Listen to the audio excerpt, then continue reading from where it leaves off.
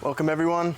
My name is Scott, owner and founder of Scale Agents, and I'm proud to be presenting today's first Willionaire Mastermind talk with you guys. Hopefully learn a thing or two from it. Today we'll be discussing systems and scaling, full breakdown, going over ad strategy, going over funnel building, offer setup, and then finally I'll show you some of my back-end AI integrations I do and how I scale my clients using AI appointment setters and AI sales fulfillment systems.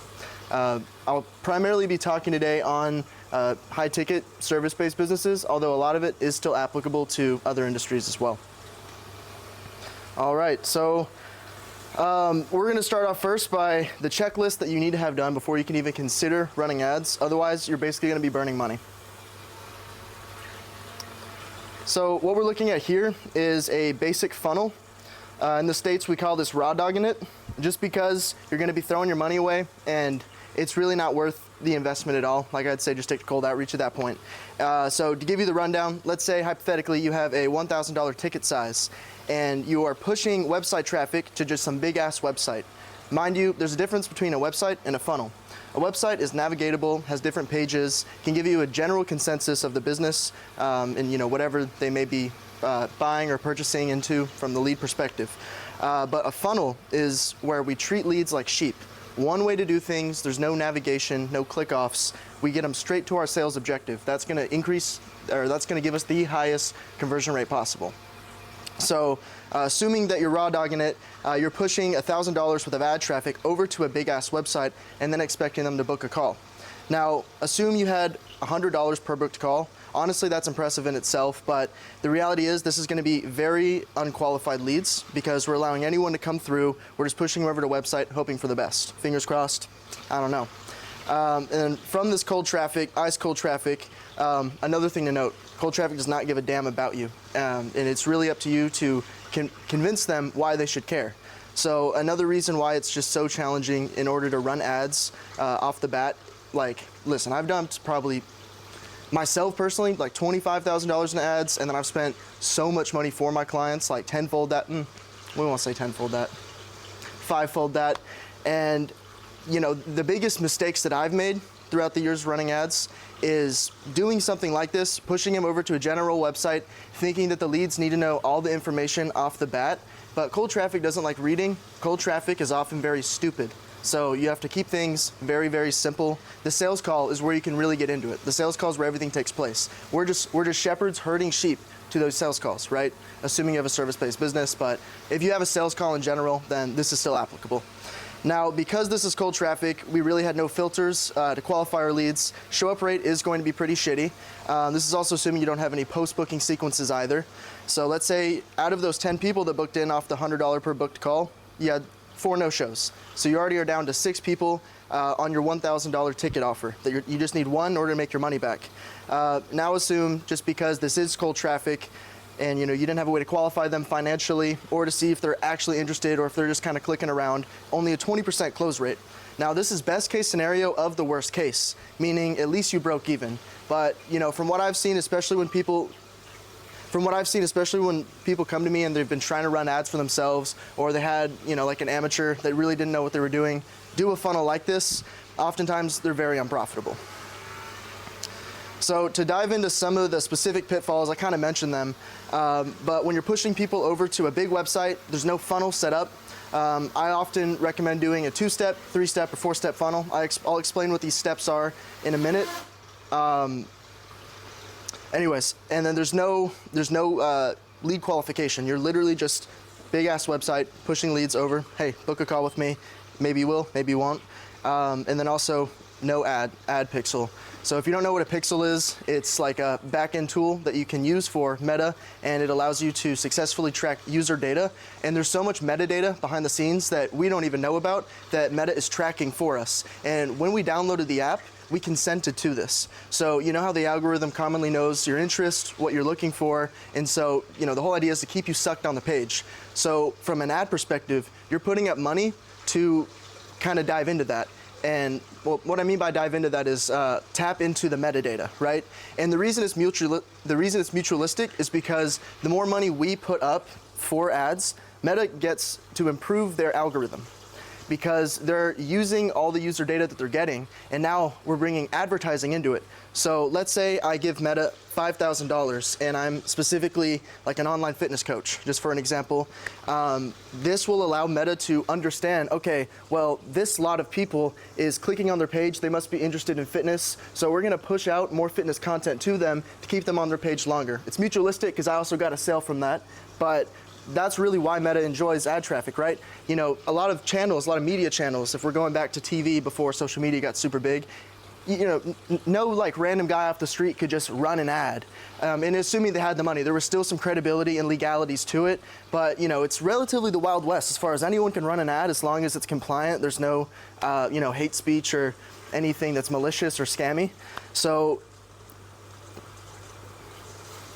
trying to think of how I'm saying this for the YouTube video, sorry. So what you need to do is think about your ICP, right?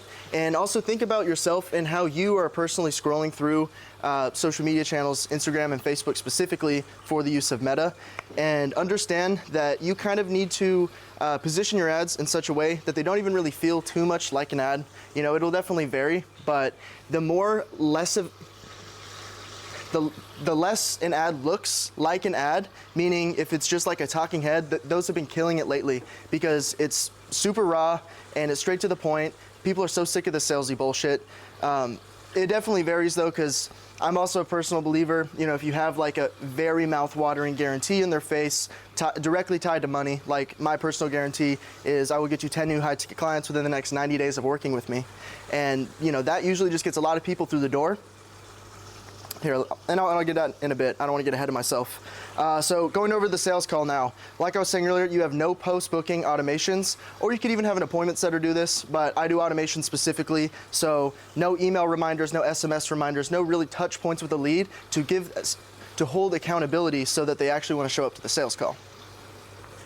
And then going back to the close rate, honestly, a part of that is just doing the reps as Maher put earlier today. Sales calls, you know, they're tricky. So really what that just boils down to is packaging your offer in such a way to where leads can really digest what's going on, especially if it's complex. Like a big issue I personally dealt with was when I was first trying to get my clients, I would just knowledge dump them. I would try to seem like I was the smartest guy in the room. Oh, I can build this AI, I can do this and this. It just goes over their head and it's a little overwhelming and it doesn't make for a good sales pitch. So this is obviously going to be variable to y'all's own industry, but just know sales is obviously a huge part of this, right? And then, yeah, that kind of goes into this next point. Offer isn't high ticket enough. The best part about ads is that if you have the buying power and you have a high enough ticket offer, you can hit crazy fucking multipliers. So I have a 9K offer and a 7.5K discount, or 1,500 discount for 7.5K if they pay in full. And because of that, I'm usually spending about anywhere from $1,000, $2,000 to get my next client. But you know, if you're thinking about, if you do the numbers, if you divide it down, I'm getting like, what is that, like a 5x multiplier roughly on my actual ad spend that I'm bidding. And so, you know, I'll do this all day. If you kind of think about it now from a trader's terms, I would be a fucking god if I was hitting 5x's, right? And the same thing applies to this. It's just a completely different industry. Obviously, I got to do 3 months of service delivery after, but that's kind of the breakdown of what not to do. And I'll get into a successful funnel here in a bit, but I do want to break down some of the fundamentals that I talked about. Let me get a towel. Sorry. Forgot to mention, is there any questions so far? No? Okay. Okay, so this is an example of my offer. So this specifically you're looking at comes from my VSL. So assuming you're doing a VSL or just a landing page, you have to have leads fully understand what you're going for. Specifically if you're trying to qualify them enough so you're not hopping on bullshit sales calls. I hate wasting my fucking time. So I really lay it all on the line, so you know the leads can decide for themselves if they want to book in or not. And it's really, for me at least, made a great close rate because you know leads that are actually showing up know exactly what they're getting into well before we actually talk for the first time. I'm not really going to read through it, but like I said earlier, 10 new high-ticket clients within the next 90 days. I'll show you some ad creatives that I'm currently running as we speak that's related to this. Since we've been on this trip, I booked in 2 sales calls. So this has been huge for me. One, for myself to understand the value that I'm bringing to the table, to be able to package my ticket price, but also so leads understand that, you know, I'm giving them a whole fucking operation. It's not just some ragtag system. So when I used to be soliciting my services, I would say that, oh, I build AI appointment setters. Appointment setting in general is commoditized. There's so many appointment setters out there. So just because I was adding AI on, it was a little bit buzzy, but at the end of the day, like, it wasn't enough to be charging the prices that I wanted to be charging. And so I ended up like slaving away for like $1,000 a month for some of these clients, doing way more work, and I knew I was worth more. So what essentially I did, I broke down a ton of different amenities that complement the AI appointment setter and essentially made it so I can charge crazy prices. And if you kind of read through some of these things, basically what I'm doing is helping run ads, I'm building out their funnel, I'm managing it for them, and I'm doing AI sales agents, AI appointment setters, multiple different, it's a fleet as I like to call it, multiple different AIs for all different purposes within the sales fulfillment channel. So top of funnel, middle of funnel, and bottom of funnel are completely taken care of. So all the lead has to do is run ads, post organic content, plug in lead list, and then hop on their sales calls after the fact. So let me actually speak to you guys now in terms of you. So whatever your ticket price is at right now, there's always room for growth, right? And it could be the smallest amenity, but if it's something that complements what you already have going, you know, and you're able to package it in a visual way so leads are able to see like the tangible things that they're getting, you know, it goes a long way with when you're actually delivering your price. And then what I often do, so I show this on my sales calls, and if they start kind of choking up, I'll run back and I'll show them this again. And I'll be like, do you see everything I'm doing for you? Like, do you have a funnel builder right now? Do you know how to set up a domain? Do you know how to run ads? And another thing, like, I have a team behind me too, so I'm also like, you know, it's not just me, like I'm the integrations expert, but I have a funnel builder that will be like building you like some of the sickest funnels. I'll usually show some examples, testimonials of course, but I found this to be a huge killer. When I started adding this, you know, there was no longer a question or a gray area as to what they were getting into. And then this is also my VSL, so, you know, as far as people that are actually showing up, awesome. Okay, so we got our offer dialed, bada bing, bada boom. Our ticket price is a little higher now because we've added some amenities. So now we can get into constructing the actual funnel.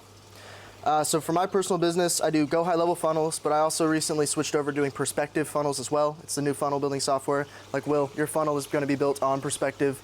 I don't know, it's just really attractive. There's some animations on it, pretty affordable price, and it's still directly integratable with Go High Level. Go High Level is the main hub where everything starts, although I have like tons of different other third-party softwares I use. So I'm gonna run through my specific funnel, and it's awesome. Since I've been on this trip, Maher already gave me some 2 cents on you know, how I can kind of improve on this, and even on a call we had last week. But opt-in page is the most essential thing. I know, Maher, you were talking to Leo about adding an opt-in page. So how I have mine set up and how I like to describe them, this is the firewall. You don't want shit leads to get past this point, because if they do, then, you know, you're already wasting your time with booked sales or with booked sales calls that you don't want to show up to, or people that are not committed, and you now block off a time in your day just for them to no-show. That's honestly the worst. I hate that. I hate that more than a lead actually showing up and rejecting me, just getting blown off, right? So we set up these firewalls, as I like to call them. So on this specific one, I'm collecting their name, email, and phone number. Although since the time of recording this, actually, when I was on a flight over here, I kind of pivoted things to add a few additional questions. And like Will, with your funnel, what we're doing is even having like price handling. So, you know, since you do have Willionaire Ascend as well, we're going to push them through anyway, but we at least know the caliber of where they're at prior, right? And that's going to make you a little more prepared for your sales calls. And then I guess just to touch on a point of improvement for myself also, because I'm not perfect, Maher recommended adding a thumbnail here to make it look like, you know, they can click on, but then have a form pop up instead of just the learn how button, so that there's a little bit more substance on the page. Always room for improvement, of course. And then another thing I do, so I'll show you guys my email sequence here later, but free training, I send like a 14-day sequence where I'm just throwing all my YouTube videos at them. Paid ad YouTube videos, funnel building YouTube videos, AI appointment setter tutorials, the whole 9 yards. And you know, some people could take it and try to do it from themselves, but I'm confident enough that a lot of it's too complex to where someone will be like, all right, you know what, I'm gonna hop on a sales call with this guy, see what he's made of, see if it'll work for me. Now, assuming we've got that qualified lead, they push through our firewall because they were credible enough to get through, they put in the right inputs. They've now made it to the VSL page and results. So specifically for my clients, if they have a fuck ton of results, sometimes what we'll do is like a scrollable amount of results. Another thing to consider is, specifically if you're running a funnel and on meta ads, you have to optimize for mobile and prioritize that, if anything.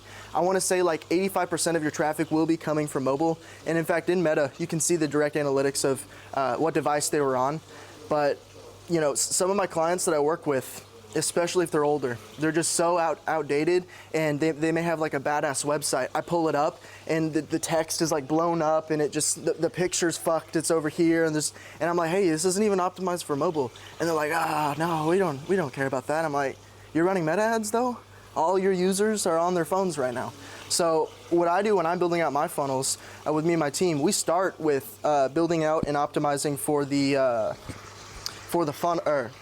mobile version, and the desktop version comes after. That's very low priority. It still has to be set up, desktop and mobile. Obviously, we're not going to launch something unless it's perfect, but mobile is really where you need to put a lot of your focus on.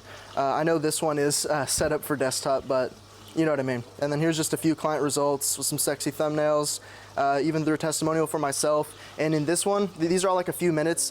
The reason I put this one is because I'm like, we practice what we preach. I am doing this. I'm making money off this. I'm not just some guy trying to scam you out of bullshit and, make you think that I'm doing some sort of magic, because I'm using this too, That's huge as well, just to show a bit of transparency here. And now, cool, they watch the VSL. They're qualified.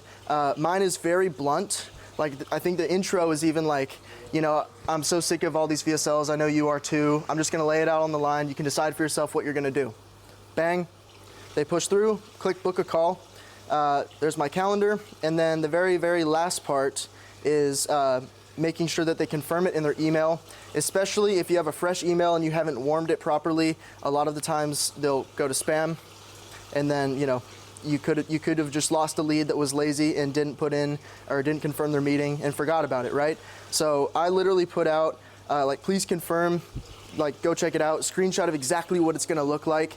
And then, I should have added this here too, but I also, right under that, show my YouTube just to continue to warm them, like Will with your funnel on the very last step. We're pushing them over to YouTube after they've already booked in, just to continue to kind of get your vibe before they hop on the sales call. All right, and now this, so I learned this, I can't even take credit. I learned this from a competitor in my industry. I hopped on a Masterclass with him, and he taught his people there how to set up these pixels. And so what we're doing here, what it means by train ad pixel, anytime that someone makes it to the thank you page, this is our ad's objective. Because of that, we're putting up hundreds of dollars before we satisfy that objective, that is a sales call. But we're not caring how far a lead makes it throughout here. We are optimizing for train pixels. What I mean by that, if a qualified, let's say for my niche, like a qualified tax consultant, online tax consultant, comes through here and they're qualified, they're meeting the price requirements, they're willing to run ads, they have buying power, and they make it to the thank you page. I go back and tell Meta, hey, I want you to scan all of their metadata, all of their interests, and Meta will know if you're a business account or not as well, and they're smart enough now to also know the industry you're in. And so we're telling Meta, hey, go find more people like this. So what ends up happening, the more booked calls you get over time, it improves. So usually off the bat, first $1,000 is gonna be the roughest. Second $1,000, it's gonna get a little better. And you can imagine if you spent 10 grand in here, assuming that you've got things right. Obviously we're gonna kill a campaign early enough if we know it's unprofitable. But if we're getting booked calls to the door and you're getting a return on ad spend, even if it's a 2X, there's a chance it could become a 3X or a 4X just by letting the metapixel continue to train. You just missed the most valuable part also, but it's okay. I'll tell you later. But yeah, like literally if there's one thing you could take away from this, if you're gonna run a funnel, it's this right here. You want to optimize for this, and then the next lead that comes there and pushes all the way through is going to fit your demographic. And again, the more people, I can't stress this enough, it's done wonders. I do this for all my clients. And then, so what we're doing, I know a Facebook lead form, let me fix this real quick. I know a Facebook lead form has been really trendy lately, but the issue with that is it gets you really, really shitty lead quality because Facebook doesn't have the same type of firewall system set up. So what we're doing here instead is we're still doing a lead objective, but instead of pushing them to a Facebook lead form, we're building our own Facebook lead form, and that's the opt-in page, that's the firewall, right? And then, so it's specifically called a website schedule when you push leads over to a thank you page, and Meta understand that that's a booked sales call. Any questions so far? It was about the emails. Do you just use your normal email, or do you create a new one and then warm that up? So yeah, there's softwares out there you can use to warm emails, and basically what it'll do is around the clock, you'll have AI generated emails being like, hey Will, that was a great meeting we had, very insightful. And then there's like a little embedded code at the bottom, and then the email software knows to automatically reply to that. And then it'll be like, hey Jason, this is Will, yeah, it was great talking with you. And so when this is set up, honestly, I usually mute my notifications if I'm warming an email because it can get annoying because it's gonna send like 10, 20 a day. But what it does is like they use specific keywords, and so it knows that it's a legitimate email, and it knows that, you know, this inbox isn't for spam use. And then over time, this really helps increase your chances of not ending up in the spam folder. So for all my clients, assuming that they have a fresh email, it's dumb to, you know, try to immediately run email sequences on it because it's all going to end up in the trash. And if anything, the more you continue to pump it out, you're going to get flagged for spam or shadow banned for spam, specifically on Gmail. And so this way, you know, it helps kind of prevent that. So this is actually email warming is one of the first things we do because it's time constraint, and that's the biggest bottleneck if we don't do it off the bat. So another thing we'll do is if they don't have a phone number, we got to set up a phone number and get it verified if they're in the US because they have really strict guidelines for marketing, using text automations for marketing. But yeah, email warming is huge. I recommend about 2 weeks and then you're good to go. And yeah, and then for the email sequences themselves, again, like a 14-day drip. And the whole point is to educate them slowly and slowly. They probably won't open all of them. I personally use ConverterKit. They have really good data analytics on my open rate. I can even show y'all. Go High Level has a great one too, but if you're willing to spend a couple extra bucks, they actually recently switched the name to Kit, but it's the same team. They've been around.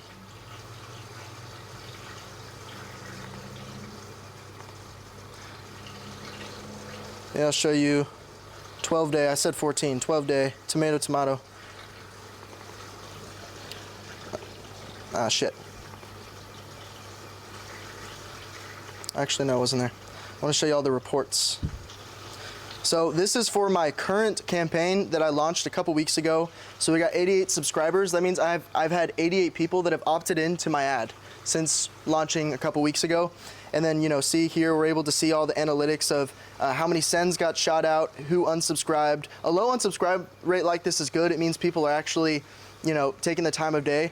And then open rate this high is also giving me a good indicator that I'm not ending up in spam because a quarter or a third of the people, and you know, in some cases 40% even more, are actually opening it. So all signs point to this is a good email campaign to continue to run to complement my ad campaign.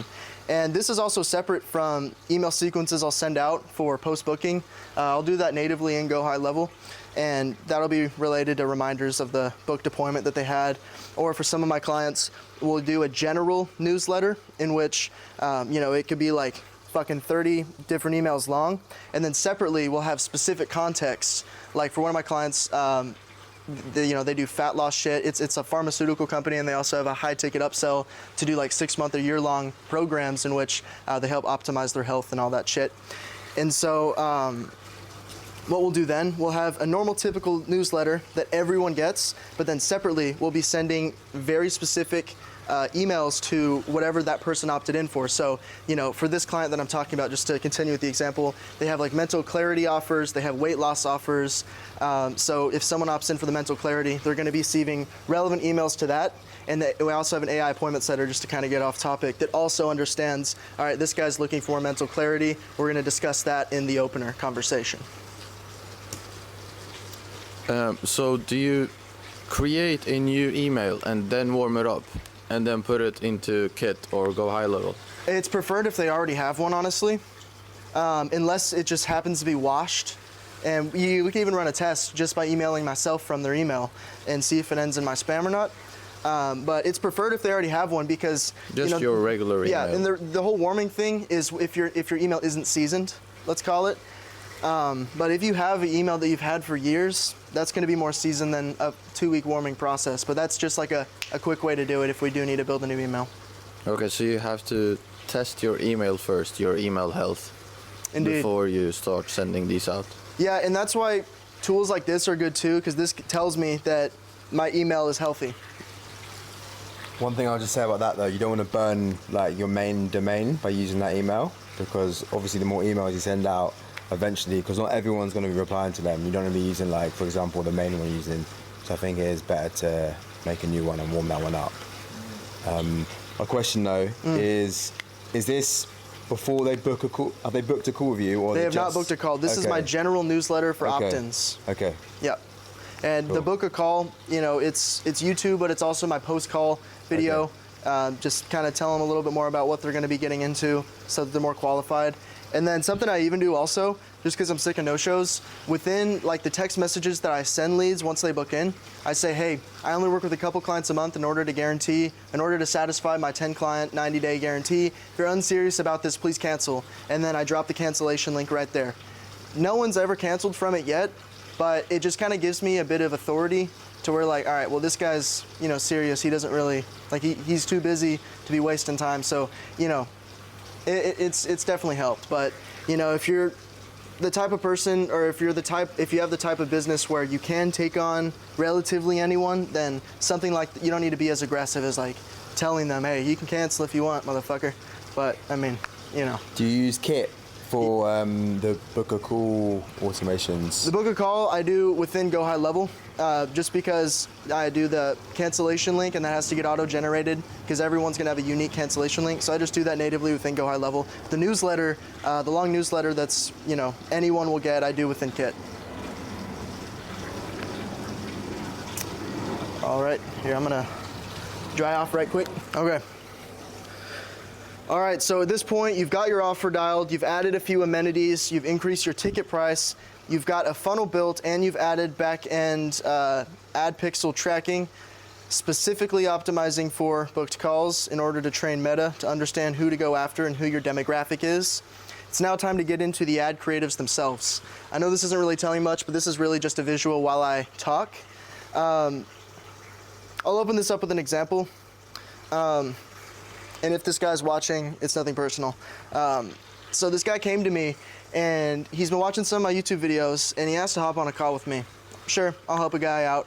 And we're talking about ads, and he's like, yeah, I'm running ads for the first time, but nothing's really working. All right, screen share, let's look at your ad account. And he was running 18 different creatives, all completely different from one another. And essentially because of that, it was a shit show. And what I mean by that is ads is literally a science. If you remember even back to elementary school, we learned about the control group and the different variables. Same thing applies here. He was essentially introducing 18 unique variables, so there's no basis to go off of to find a winner. So also 18 different creatives is fucked, because the more creatives you introduce, the less ad spend each creative is gonna have the benefit of getting.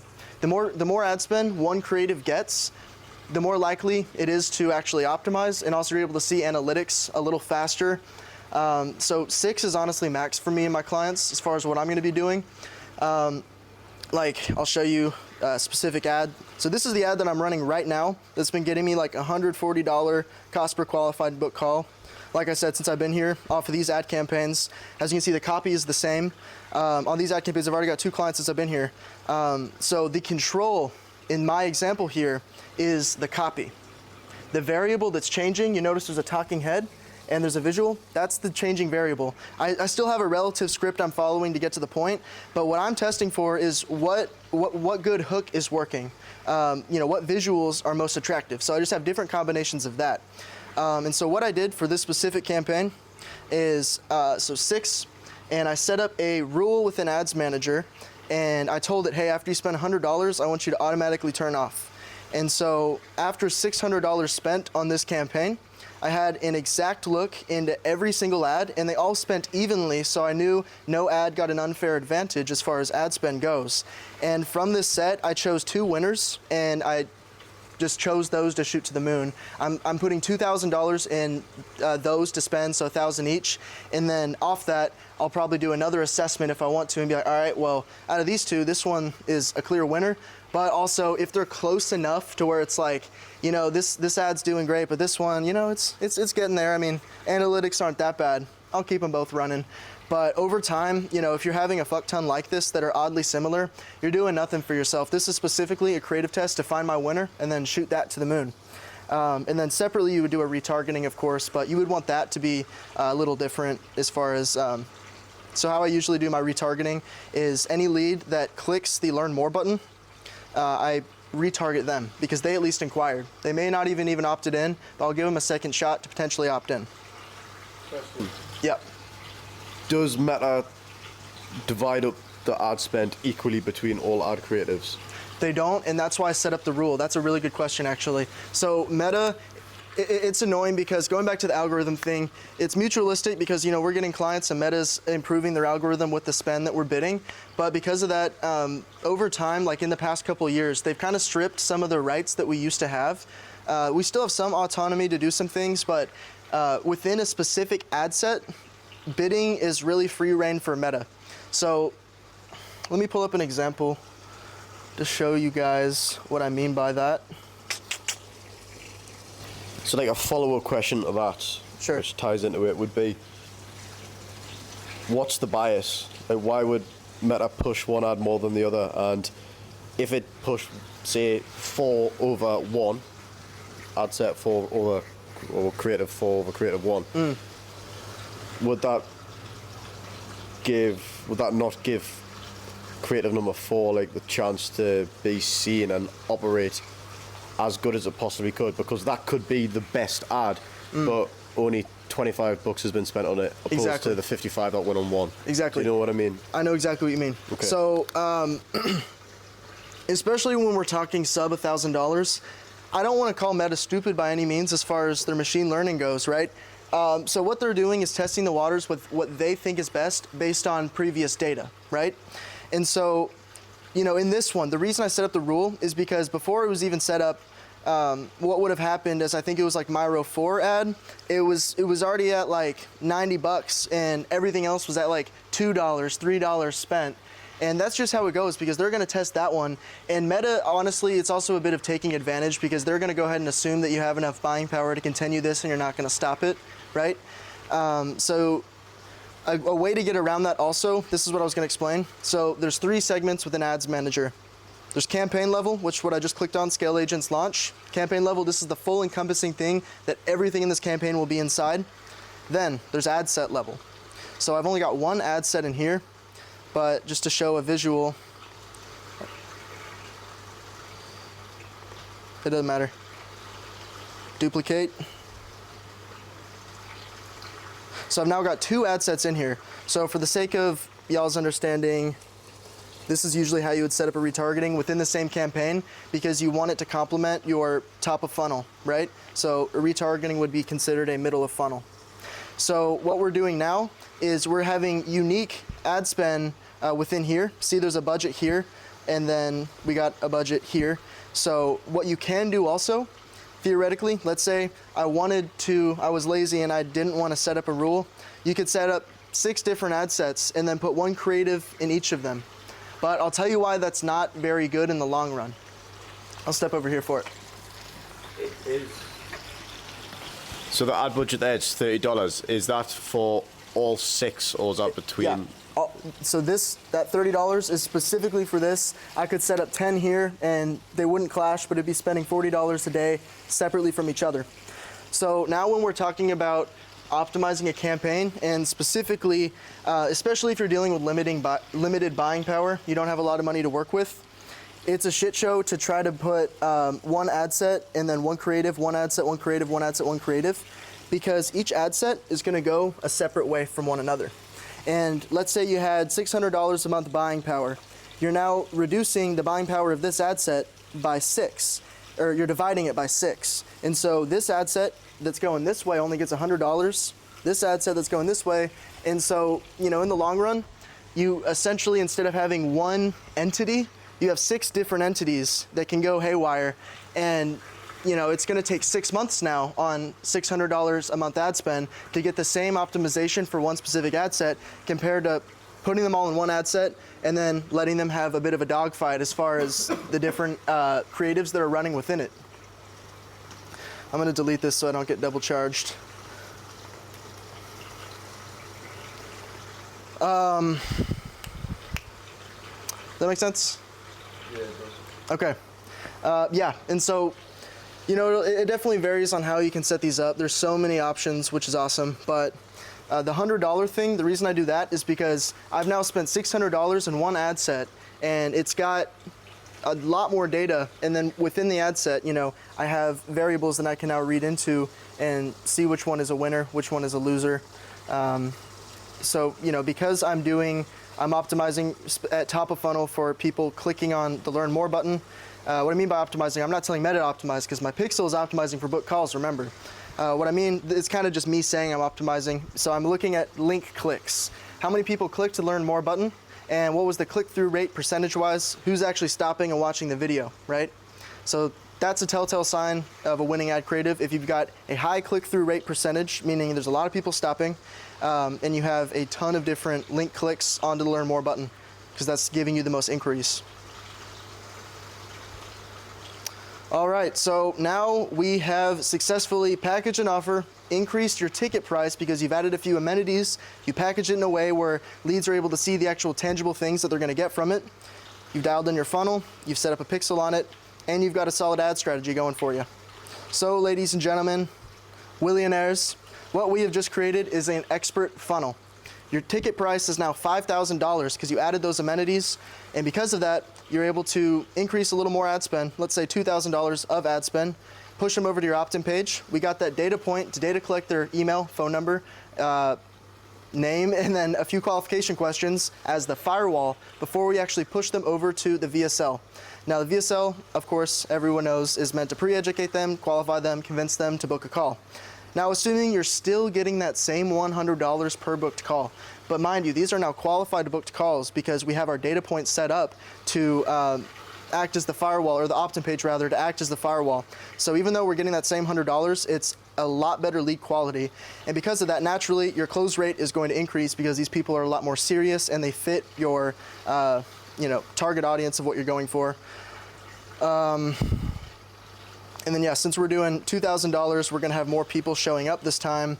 And so assuming you have data points also, I'll get into email and SMS sequences. This is going to greatly increase your show-up rate. So for one of the guys I work with, a fitness coach, he didn't have any post-booking automations, and he had the biggest issue with no-shows. And he was also running a brick-and-mortar gym on the side, so this just wasn't flying for him. Set up a couple SMS reminder automations, masked it as him, so his name is Coach CC, so I was like, hey, this is Coach CC, just wanted to reach out, let me know if you can make it. If not, then I may have to cancel your appointment, I'm very busy. And then if they don't reply, then we send a follow-up, be like, hey, I'm gonna have to cancel your appointment in a few hours if you don't reply. If they still don't reply, they're out of there. If they do reply, cool, he's gonna show up.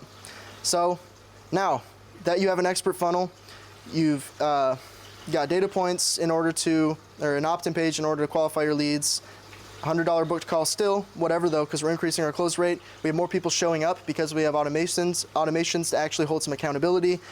Let's say you only close 4 clients. You just landed 20 grand, and that's what, a fucking 10x return on ad spend. This is obviously a very favorable example, but you know, you can imagine how things go. You know, for one of my clients recently, he got, honestly, this was a little lucky as far as the timing of this, but off of like $348 worth of ad spend, he closed a $2,800 client. That's an 8x return right there. Okay, so now that that expert funnel is dialed, you now get to enter the client acquisition flywheel. This is the best place to be, and it's extremely sustainable, assuming you have the capacity to take on clients forever.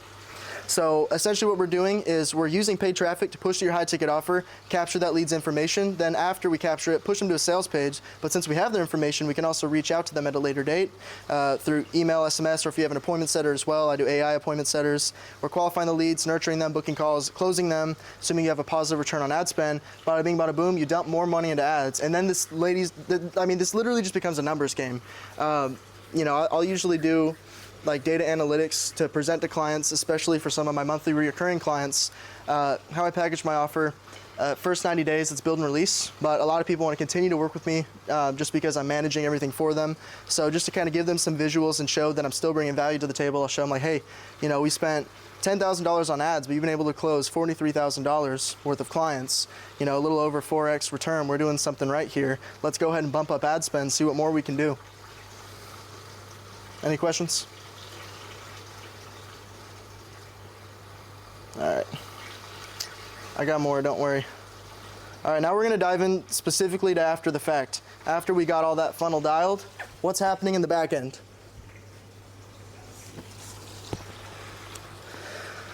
All right, so I show this on sales calls too, just to show, like, it's not really even to overwhelm them, but here's the one thing I show them. So I run an automated system leveraging AI. There's 2 manual tasks in the sales fulfillment process.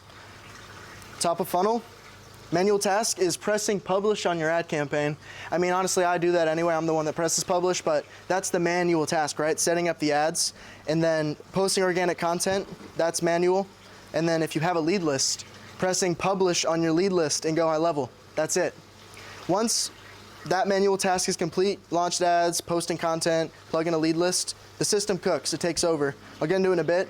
Second manual task, joining your sales call and closing clients. Everything else in between, completely offloaded. So the business owner is no longer stuck having to chase after clients, and they can focus internally on delivering for their own clients, making people happy, focusing on new amenities for their business to increase their ticket price, getting time back to go on holidays, really whatever.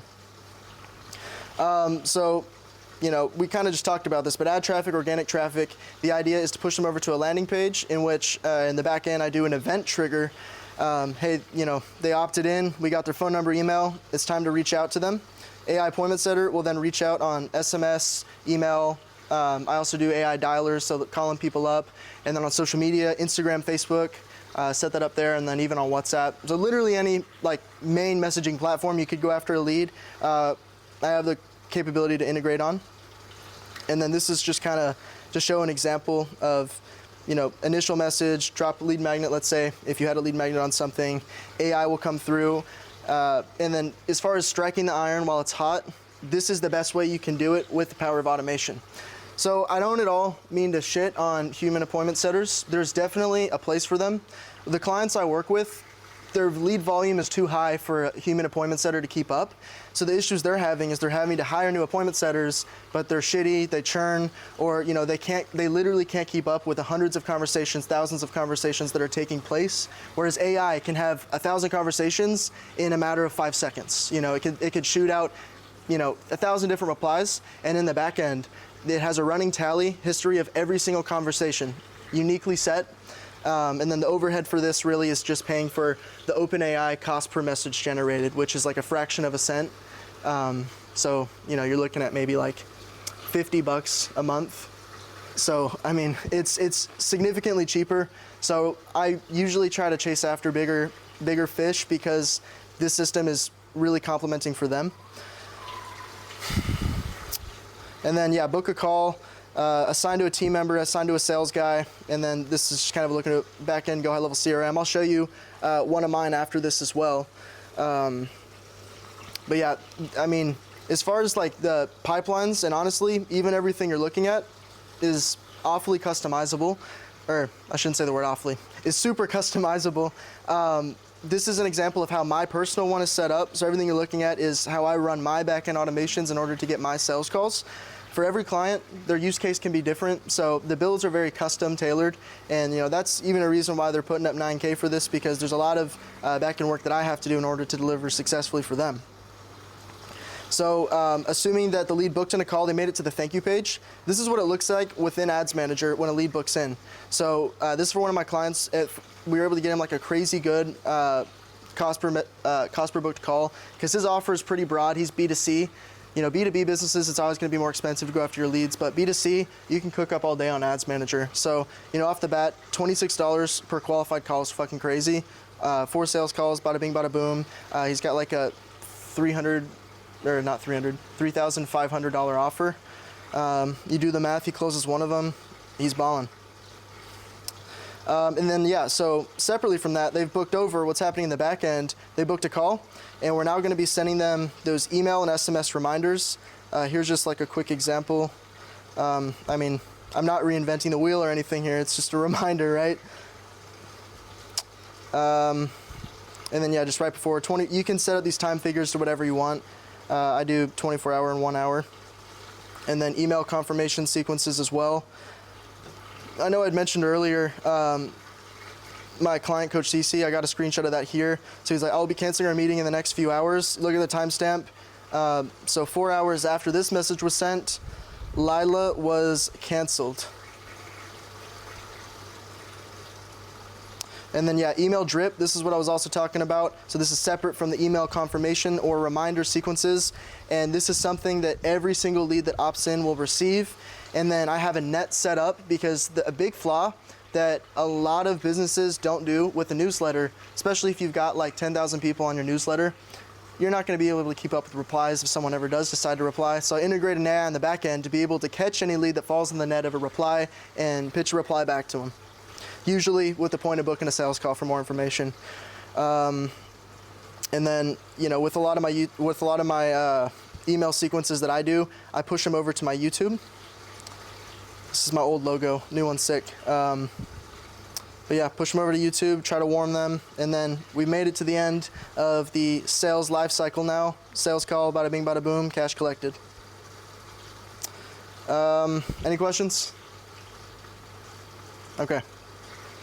And then this is really just to look into the AI side of things. Still like ad traffic, organic content, lead lists, plugging into the AI appointment setter. To open your mind for a second, literally all this is custom tailored for the clients. So this is just to show you how we could set it up, but literally if you can think it, if you can fathom it, I could set it up. So Instagram, Facebook, SMS, dialers, email, WhatsApp, those are the primary channels we use to go after our clients. And I'm a big believer in hitting them from all angles. Don't just go after them on one stream. You know, the squeaky wheel gets the oil, so don't be annoying, of course, but usually what I'll do is emails will be more informational, SMS will be conversational, well, so will Instagram and Facebook, and then dialers is honestly for like local businesses mainly.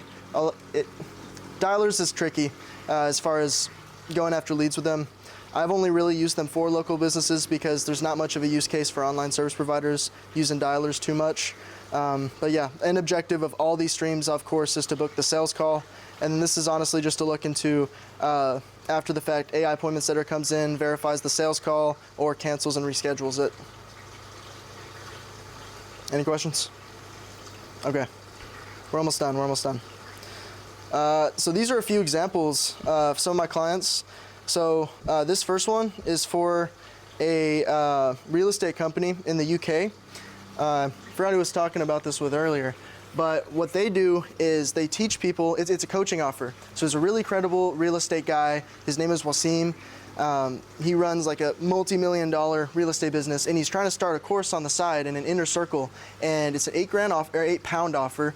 And what he's doing is teaching people how to seek after and buy their first commercial real estate property, and then turn that into residential. Because if you get like, you know, a massive space, tons of surface area, throw up a few walls, you know, you now have 10 bedrooms, sell them all, rent them all out. That's how he's made his money, and so he's teaching others how to do it as well. So we set up a few different marketing strategies for him, and I'll kind of run through some of these, but he wrote a book, and so what we're doing up top is we're pushing leads over to buy his book, and then we're kind of making it flashy, like, oh, like he made X amount of money, he wrote this book, get it for, I think it's like £12, dumb cheap, you know. And it's tricky going after cold traffic typically. So this traffic is technically now a little bit more warm, assuming that they opted in, as in they opt in and then we get their information. Although we actually recently switched it because not enough people were making it to the purchase page. But again, this is marketing, so you go with shit on the fly. So with leads that actually did purchase, we were pushing them over to the course. For leads that did not purchase, we were going after them. If they exited the page, we were going after them with email sequences. And then for all purchasers, AI agent that was conversational, try to push them over to the course. You know, another thing I should mention also, I probably should have updated this. So this is something I gave to him. With all my clients, before we even start the game plan, I need to make sure they're on board, so I build this out for them. So let me actually go through to what we're doing right now. So we recently, the idea is he had a low ticket offer, then he had a course, and then he had his high ticket 8,000 pound offer. And I was like, yo, the sales cycle, it's gonna take people months to finish the fucking course to get the high ticket. And I'm rev share with him. So I was like, I'm trying to make some money, bro. So what we're doing instead is we're packaging the inner circle and the course all together, still 8K pounds. And then, you know, if they can't afford it, the downsell, all right, well, come into my course, 300 pounds. And then that lead may become a inner circle client later on. At the very least, we got some cash collected from him, right? And so we were running a few different ad sets separate from one another, kind of like I explained earlier, in which webinar, so just him sitting there explaining why people should purchase the course or the book in this case. Some of this is old, but I'm kind of improv at this point. So purchase the book, and then from there we push them over to the sales call. So the inner circle, because it's a high ticket offer, no one's gonna put up 8,000 pounds just looking at a website. Obviously a sales call is needed, so I'm just throwing all the leads I can over to sales calls. We're downselling them, so if they're not qualified, downsell for the course. If they are qualified, awesome. Application approved, and then we book their onboarding meeting, new mentee, bada bing, bada boom. We'll do this all day. Oh yeah, and I kind of forgot to go through some of the automations, but I mean, email drip sequences and then SMS AI sequences, Q&A, in AI SMS inner circle rep. For him, I specifically packaged them to be his team members, so they go by different names, and I set them up on time delays, so it looks like a human actually took the time to type out a reply.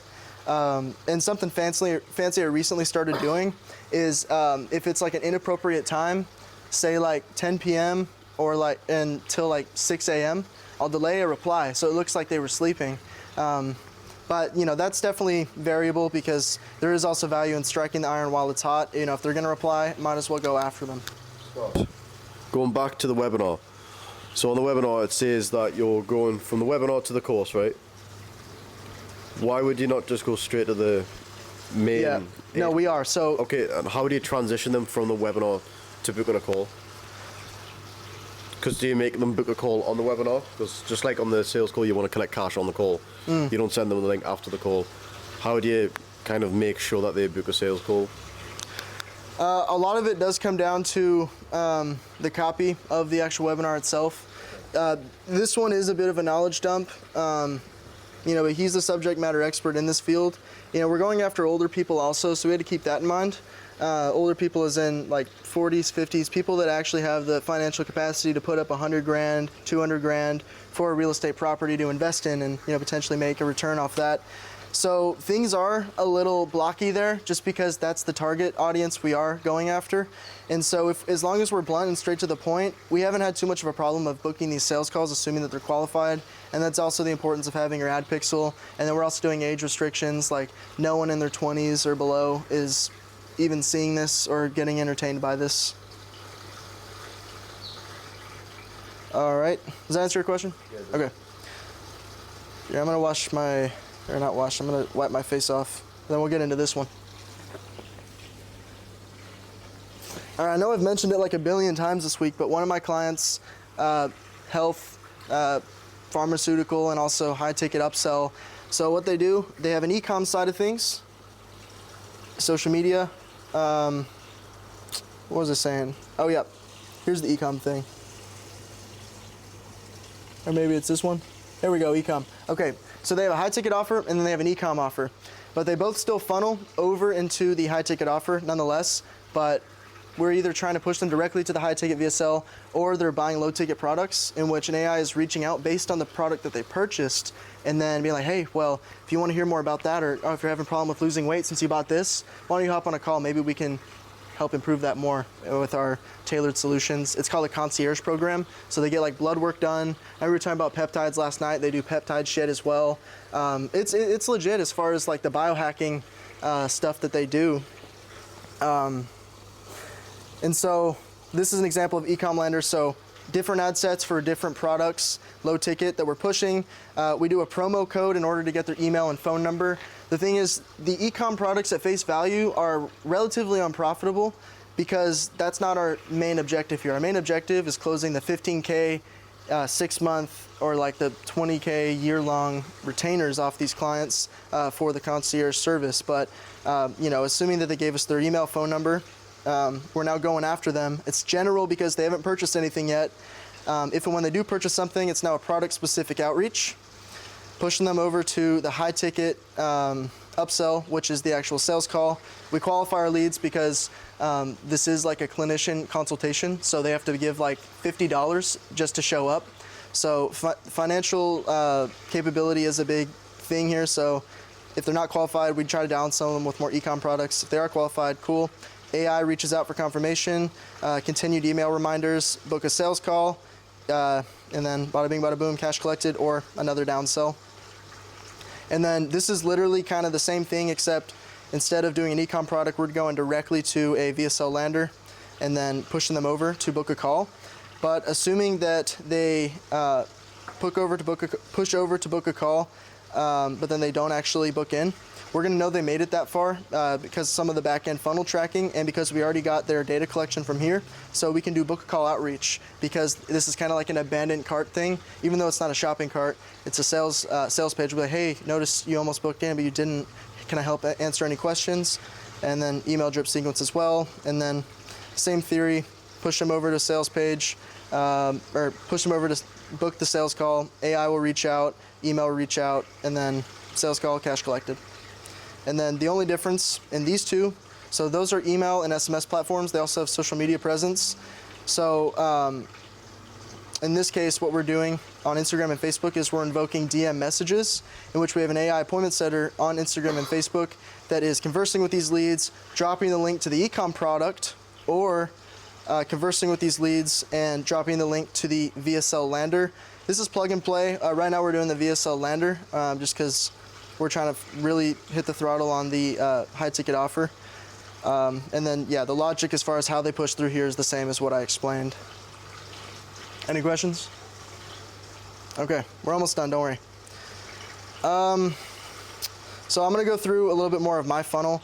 I took the screenshot to note, you know, I have all these followers, but to me they mean fucking nothing. And I only have 300, at the time of recording right now though, I have like 426, so shout out the viewers at home, subscribe.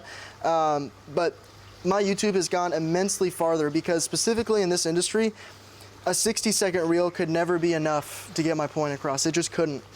All the videos I post are exactly like what I'm doing right now. I just talk and I get my point across. I'm getting a quarter of my booked calls, a quarter of my clients from my YouTube, and it's small as fuck. So my goal now is to push my YouTube and get it to grow, and then who knows how much I could be making. And so for all leads that are coming from either Instagram or YouTube, so let's say from Instagram, see the important part of it, and the reason I still pay for being verified though is because I'm running meta ads, so I still have to have a bit of a resume, which is my social proof, right? So the ad campaign that I told you I'm running right now, direct website visit, like we talked about, 3-step funnel, opt-in, VSL, and then thank you page. Leads are pushing over. If they don't book in, our AI is hounding them. We got our email drip sequence, and the SMS AI is talking with them. If they don't reply, we're hitting them with follow-ups, try to get them to reply, push them back over to the calendar page. And another thing to note also is in this instance of pushing people back over to a calendar page, or if you're funneling organic traffic, have to separate it. Otherwise, you will fuck your pixel data. So you need to have an organic link and an ad link, and they can never mingle. So in this case, with everyone that came from after the fact, I usually just push the organic link because I could have a dead link out there for like way too long. And I could have a good thing going. Let's say Meta finally decided to optimize on a specific campaign. Then out of the blue, a couple people from my email drip sequence from like months ago are opting in, and it's causing turbulence. And so now things aren't going the way they used to. So organic link all the way. Ad link exclusively for traffic to try to make it all the way through off the bat. And then sales appointment, bada bing, bada boom, cash collected, or no, or no cash collected. And then, so everything I just went over today, from a high level, if you don't have systems, automations, proper ad strategy, you're gonna be very limited with the touch points you're able to make on leads. This is kind of how I like to think about leads that are coming over to me. The main thing I have to do off the bat is educate them. I don't hold back with the value. Like everything I described today in the masterclass, all my viewers that watch already know about this because this is all I talk about with them. So this is the first stage of me getting my client. Then converting them is more so getting them to understand that I'm able to get results. I'm the subject matter expert in this field. Support is hopping on a sales call or being kind of open with things. Like in all my videos, I'm like, if you have any questions, DM me on Instagram. And so I'm always getting messages like, hey, how do I set up this automation? Or what do you recommend about this ad strategy? See, probably in the future, once I get a little more busy, I'll probably step away from that. But as of right now, I'm really just trying to be like an open book and help people out, support people, because what that has led to is hopping on sales calls with people and then being able to retain them into paying clients, because not only did I, prove myself as far as I'm competent in the subject matter, but I'm also not some asshole that's trying to gatekeep, and I'm just very, very straightforward. I'm just giving them everything at face value. So when you see all the touch points here that we're making, then you go back and look at, how people are traditionally running things. Automation in general is the way to go, and it's honestly the future of how people are going to be doing things. We're only in the pioneer stage of AI. Next year and the year after, it's only going to get smarter and smarter. So this is also your time to, hop on board with the AI wave and, actually apply some things to your sales fulfillment systems. Obviously there's still room for human appointment setters. My goal here isn't to shit on them, but if you're really trying to take things to the next level with scale, and I'm talking hundreds of conversations, trying to get to those 100K months, having humans on your team is going to be limiting because you're going to have to hire more people, manage more people in order to keep up with that capacity. So tying things back over to you guys, I know you guys have varying business models, and I was mainly speaking on mine and some of my clients, but some of these fundamentals really do apply to any industry if you are service-based or if you're just selling online in general. So yeah, Willionaire boys, hope you guys found this valuable. For everyone watching at home, I'll see you in the next video.